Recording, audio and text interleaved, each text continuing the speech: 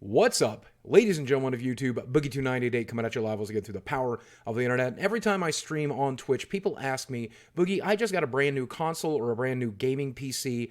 I want to know what games I should get for that console or for that PC. What exclusives are must plays? And I figured I would do an entire console series based on each different platform, starting today with the Nintendo Switch. Before we get into the games, though, I know a lot of people are going to ask, Boogie, is it even worth picking up a Nintendo Switch? And I have to say, I love mine. I play mine almost every single day. Now, it's true, third-party support continues to suck, and the hardware is not that powerful, but the portability of that is really amazing. And there's enough first-party games to where if you play just those first-party games, just 2 or 3 of them, you're going to be happy you bought the system. If you're a fan of indie games and you're a fan of smaller games, you want to play stuff like Dead Cells and some of the other indie games I'm going to mention here later on in the list, I think it's absolutely the best place to play most of those games, especially smaller indie games with retro feels and retro graphics. It really is. It's an amazing system. I highly recommend one. So let's start off with The Legend of Zelda Breath of the Wild, which is, I think, the #1 game that you should get for the system. It's certainly the most critically acclaimed game on the system with the highest rating, as it absolutely should be. I know what you're thinking, Boogie, I've never played a Zelda game before. Am I going to be lost? No, this is definitely a great place to start. Boogie, I've played Zelda games before. I don't like them. This is very different from a Zelda game. It plays a lot more like a Skyrim variant because of the cooking and the world exploration and the open world and the way that you can do things in any order, however you want to do them.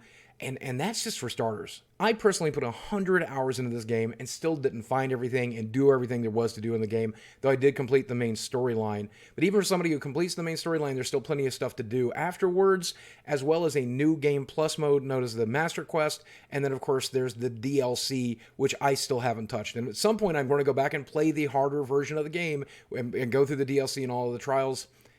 I just have to find another time to put 100 more hours into the same game. Worth it though, absolutely. This, if you bought just this game alone and then threw your Nintendo Switch away after you were done, I think you probably would have got your money's worth. And then there's Super Mario Odyssey, which is another system seller. Again, I think if you don't like platforming games, if you don't like Mario games, you won't like this. But if you've ever enjoyed anything like that, there's a ton of stuff here for you. It plays a lot like Super Mario 64, except with updated graphics and updated sounds and a much bigger game with a lot more stuff to do in it. 3 different endings. You know, there's like a very casual ending that's fairly easy to get, a much more difficult ending, and then there's like a surprise thing that you can unlock if you decide to get the maximum number of stars.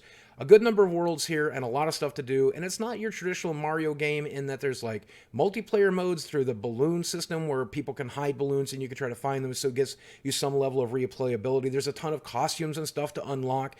You could easily put 50, 60 hours into this game. I think I personally only put about 20 or 30 into it, and I still boot it up every once in a while for balloon mode because I'm not a completionist. But if you're a completionist, you can really sink your teeth into this game, and I think it's well worth the price of entry. Then there's Bayonetta 2, which is an action combat game unlike anything else. And here's the thing, if you buy a physical version of this, you're going to get Bayonetta 1 digital download code with it. So there, even if you missed the first game, you can go back and play the first one. You probably won't, though. You'll probably only play Bayonetta 2, because once you start up Bayonetta 2, it's hard to go back to play 1, because 2 is considerably better. But 2 is just mind-bogglingly good. The very first boss fight of this game, which serves as the tutorial level, is better than some of the boss fights in Endgame for a lot of other studios. This is just a ridiculously good game, and it's unlike something you would expect to see on the Nintendo Switch, because there's still a lot of sexiness, a lot of eye candy, a lot of really cool stuff in this game. It's just dark, and it's twisted, and it's weird, and it's very Japanese if you like that kind of thing, but I highly do recommend this game. You should watch somebody play it first to see if it's your thing, but if you like action-y, combat-y, weird combo style combat against angels and demons, this is the way to go. I debated whether or not to put Octopath Traveler on this list, but it's my list, and this is one of my favorite games on the Switch. I did put about 60 hours into it, and I still haven't completed it. But if you don't like this type of game, you're definitely not going to like Octopath Traveler. You have to like the old school 8-bit JRPG turn-based style job system kind of thing going on. If you do, you're really going to enjoy this game, though. It's a bit grindy, the storyline is a bit weak, but the combat is fantastic. The boss fights are incredible and exhilarating, and there's just a ridiculously large amount of stuff to do. If you enjoy the old Final Fantasy style games that were on the NES and SNES, this is a game for you. If you didn't, skip it though. Then there's Mario Kart 8. And again, if you don't like Mario Kart or you don't like racing games, you may not like this one. But if you do, it's an easy, just no-brainer to pick this game up. It's probably one of the best Mario Karts to date. Even if you don't like all the mechanics that are in it, you prefer Double Dash or something like that, it's still definitely worth picking up. A ton of content here, a ridiculously large number of modes to play, a huge number of tracks, a ton of characters. All the DLC from the Wii U version is here with a few quality of life tweaks to make the game look even better on the Nintendo Switch. Again, if you love Mario Kart, if you love racing games, I think this is an auto-include if you're picking up a Nintendo Switch. This is just a solid port. So Splatoon 2 made it to this list, and I'll have to say it's with a warning. The multiplayer is often ruined by cheating. Now, it's not entirely rampant, especially at lower ranks and stuff like that, but eventually you will run into cheaters who screw up the game for you, and it's kind of frustrating. Ever since the Nintendo Switch got hacked, that's been an issue, and the community continues to cry about it, but there's nothing Nintendo's really doing about it, because I don't think they really fully understand the problem or even know what to do about it. That said, the single-player content here is okay, albeit very light, but there's a ton of guns, a ton of weapons, a ton of character customization that you can unlock here. No microtransactions or BS or anything like that, and there's just a ton of stuff to do. The game is very, very good. I want you to know, going ahead of it, cheaters will ruin the game every once in a while. Just be warned. And then finally, there's Mario plus Rabbids Kingdom Battle, which is an absurdly unique game. Now, it's a tactical, turn-based strategy game, similar to like Final Fantasy Tactics or Disgaea, something along that lines.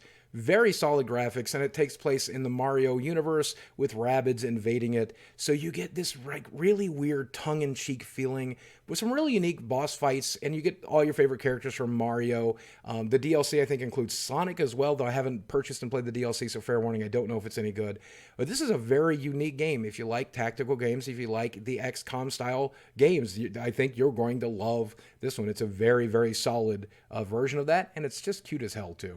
And those are the big, splashy $60 games that I think everybody will think of when they think of the Nintendo Switch, but I still don't think that's where the Nintendo Switch shines. I think it's the $10, $20, $30 games, the indie games, the smaller games, some that have a retro feel, some that feel very modern, that are just unique and amazing, that feel at home on the system. And some are exclusive to the Nintendo Switch, some are ports that are also on PC and Xbox and elsewhere, but they just feel right on the Nintendo Switch. And I'm not going to go into great detail on indie games because I know a lot of people don't care about them, but I want to show you just some of the great games that you can see on the system. So here's a list. Starting off with the Celeste, which is available on almost every system, but it feels at home on the Nintendo Switch because it really does lend itself to portability, and I think it's perfect there, as does Sonic Mania Plus. It just feels at home on a Nintendo console. Dead Cells, probably one of my favorite games of the year. I think it's probably going to be in my top 10 list, and I've only played it on the Nintendo Switch. I know it's available elsewhere, but it lends itself to short 20-minute, 30 burst play times,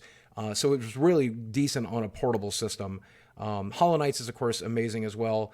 Shovel Knight Treasure Trove, another game that I think if you haven't played Shovel Knight, you probably should. And again, it feels like a Nintendo Switch game because of the retro graphics. SteamWorld Dig 2 is another game I can highly recommend. It's just, it's fun to play, it's relaxing, and it's got a really interesting story that I think you'll get into. I think you'll dig it. Stardew Valley also feels really home in the Nintendo Switch because it's portable, as do roguelikes like Enter the Dungeon, of course, Binding of Isaac, which is not on the list, but I think you absolutely should lean into. And there's still plenty of first-party and third-party games, big games that we didn't go over in this video. But like I said, for some reason, the indie games just feel at home on the Nintendo Switch, especially because it's portable. Alright guys, that's going to do it for this video. I hope I've convinced you to buy a Nintendo Switch because it's a great system and I've really, really enjoyed mine. If you enjoyed the video, let me know in the comments section below. Let me know what games I should include on a Sony version, a PC version, an Xbox version. Maybe we'll even do a mobile version. And if you enjoyed this video and you want me to do a follow-up for the indie games on the Nintendo Switch, we absolutely will. And maybe we'll do a follow-up to this one when we have some new big first-party games, third-party games for the Nintendo Switch. Guys, as always, thanks for watching. I love you very much, and I'll speak with you again soon.